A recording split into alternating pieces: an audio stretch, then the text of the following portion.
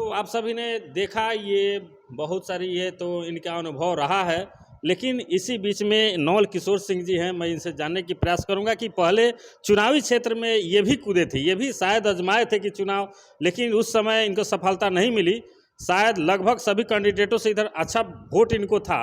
मैं क्या ये इस बार ये समर्थन करेंगे, जानने का प्रयास करेंगे। बहुत बहुत धन्यवाद आपको। और आपके चैनल के माध्यम से मैं सारण शिक्षक निर्वाचन क्षेत्र के तमाम शिक्षकों को मैं बताना चाहता हूं कि जिस समय मैं चुनाव लड़ा, इसके पूर्व जो मैं चुनाव लड़ा था, उस समय दावे के साथ मैं कहूंगा कि मैं निर्दलीय उम्मीदवार होने के नाते भी भाजपा के उम्मीदवार से मुझको अधिक मत दिया था।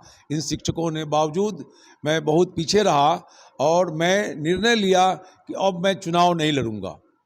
तो आप ये राहुल राज जी को समर्थन करेंगे? आज बिल्कुल करेंगे। इसी क्रम में मैंने सोच रखा कि भाई जो वर्तमान हमारे विधान परिषद के सदस्य हैं, जो शिक्षकों के बीच में कहीं नहीं देखा गया, नहीं कहीं सुना गया, लेकिन शिक्षकों ने उनको विधान परिषद का सदस्य बनाया, लेकिन आज जो शिक्षक मर्माहत हैं, उनकी कार्य संस्कृति से हमने उसी दिन संकल्प लिया कि ऐसे लोगों को विधान परिषद में नहीं जाना चाहिए, और मैं इसका घोर विरोध शुरू उसी दिन से कर दिया। और इसी क्रम में डॉक्टर राहुल राज से विगत 5-6 महीना पहले हमारी मुलाकात हुई और मैंने इनको जांचा, समझा, परखा, और मैंने पाया कि सारण शिक्षक निर्वाचन क्षेत्र के लिए उम्मीदवार होंगे। और इसीलिए हमारी पूरी टीम, जिला माध्यमिक शिक्षक संघ पूर्वी चंपारण, इनको मैंने मजबूती के साथ समर्थन दिया है और देता रहेगा तमाम शिक्षक। देखिए, एक बहुत बड़ी बात सामने उभर के आ गई है कि इस जिले से इतना बड़ा समर्थन, अभी घोषणा नहीं हुई है, लेकिन फिर भी एक कैंडिडेट के प्रति जिला माध्यमिक संघ बहुत बड़ा संघ है, और जिसको समर्थन कर दे तो उसका जीत भी निश्चित श्योर है। लेकिन ये सवाल बनता है कि इतना जल्दबाजी घोषणा कर देना क्या कारण है कि एक जीता हुआ प्रत्याशी के विरोध में इतने लोग कैसे उतर गए अचानक? या तो उनकी कार्यशैली सही नहीं है, या कार्य करने की तरीका सही नहीं है, या तो टीचरों को ब्लैकमेल कर रहे हैं, या तो उनकी आवाज़ को बुलंद नहीं कर रहे हैं। शायद इसी वजह से आज माध्यमिक टीचर संघ के आज नेता नवल किशोर सिंह जी ने भी ये घोषणा कर दिया कि हम लोग डॉक्टर राहुल राज का समर्थन करेंगे। तो शायद ये लग रहा है कि सीट सामने से निकलते हुए एकदम नजर आ रही है। अब देखना है, बड़ा दिलचस्प लड़ाई होगी कि पार्टी टिकट किसको देती है।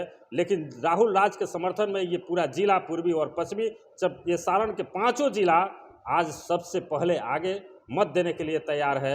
लेकिन अब देखना है कि किस किस पार्टी से कौन कौन कैंडिडेट हो सकते हैं। अभी मजबूत दावेदार इस क्षेत्र में राहुल राज हैं। अब देखना है लड़ाई दिलचस्प कैसे हो पाती है और कैसे निकल पाता है ये सीट, कि और भी भारतीय जनता पार्टी के कुछ कदावर ऊपर नेता बैठे। बहुत सारी गेम तो होते हैं लास्ट तक, लेकिन अभी देखना है कि राहुल राज के पक्ष में ये सीट जाता है या नहीं। बहुत बड़ा दिलचस्प लड़ाई होगी। हमारे चैनल पर आप लोग बने रहिएगा। लेकिन सर से मैं फिर जानने की प्रयास करता हूं कि बेतिया का क्या स्थिति रहा। नहीं, पहले तो मैं आपको आपके चैनल के माध्यम से जो आपके इस भ्रम को दूर करना चाहूँगा कि यह जो चुनाव होता है दलगत चुनाव नहीं होता है।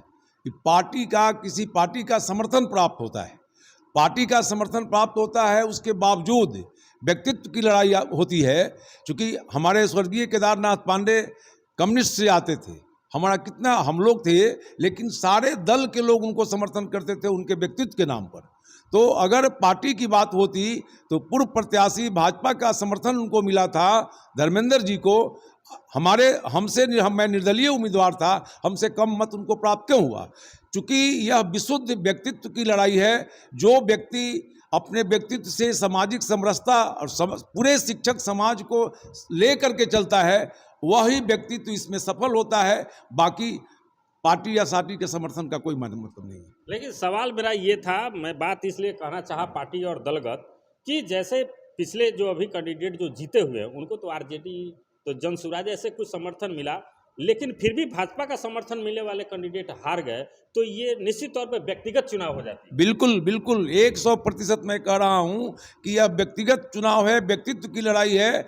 और डॉक्टर राहुल राज जी के संबंध में पुनः मैं बताना चाहता हूं कि जो व्यक्ति इतना बड़ा स्कॉलर है, डॉक्टर सरकारी डॉक्टर नहीं है अस्पताल में काम करने वाले, जिन्होंने डिग्री हासिल की है और पीएचडी की डिग्री हासिल की है और शिक्षा जगत से जुड़े हुए लोग हैं। इनके छपरा में बहुत सारे एकेडमिक संस्थान हैं जहां ये काम करते हैं और अपने काम करने वाले कर्मियों के प्रति जितना सजग हैं, मैं उम्मीद करता हूं कि उसी तरह से हमारे शिक्षकों के लिए इस सजग रहेंगे और भविष्य में शिक्षकों के लिए काम करते रहेंगे।